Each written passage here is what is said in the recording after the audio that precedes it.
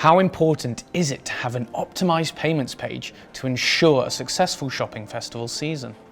To make the most out of the online shopping festival season, it's essential to deliver a smooth payment experience to consumers. Poor website UX or not offering the right mix of payment methods can really hit a merchant's acceptance rate. But there are some really simple things you can do to maximise your sales. 1.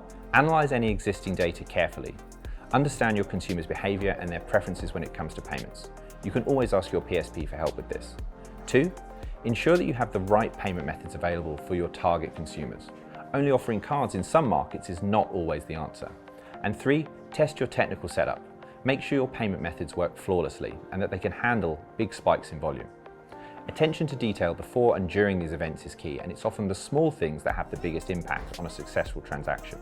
For example, signposting your customer using clear description of the next step they need to take can lead to a remarkable 20% increase in the conversion rate of a transaction. Your planning for the online shopping festival season should be well underway. So for more expert tips like these, check out our playbook for payment pages or get in touch to speak with one of our in-house conversion rate experts. Are you ready?